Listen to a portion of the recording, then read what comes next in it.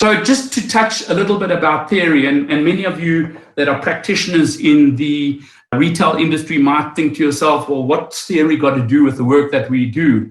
Well, if one looks at it, one will see that over the many, many decades, the implementation of retail development has been utilizing many of the theoretical constructs that are in the retail industry in looking at how one does it. So the broad strategy that we talk about is called location theory. And that location theory is simply asking the questions about where is economic activity, where should my outlets be located, and why should they be located in those areas.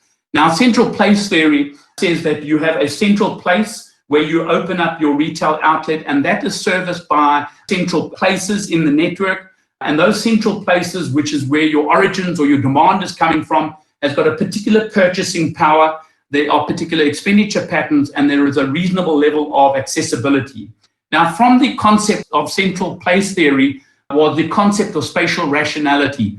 And spatial rationality is simply this, that people will always travel to the closest retail outlet or service point from where they live or from where they're working. Now, in the public sector, spatial rationality works fairly well. It's not always the case. In the retail sector, it's less of the case, but that is one of the theories that have been developed and are used in terms of retail network development. So these concepts indicate that you do have what we call a retail network system. So what is that system? You might have a market where you've got a large mall that is being opened up in that particular market, but there is also a hierarchy of smaller malls of different types to occur in the same market as the large mall, as an example, and to remain sustainable. And I think that this is something that we've been struggling with in the South African situation. So from these theories, they bring up two critical aspects. The first one being, what is the threshold? And the threshold is the minimum target population required for different sized and different types of retail outlets in order for them to be financially viable. And then range, what are the distances that customers are willing to travel in order to get access to that particular type of retail outlet.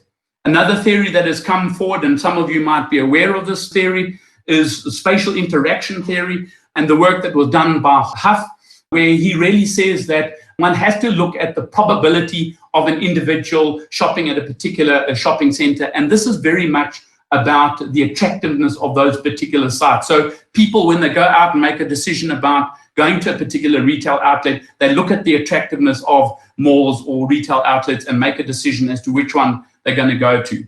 So the trade area, which was the concept that was put forward by Huff, you have a primary trade area and a secondary trade area.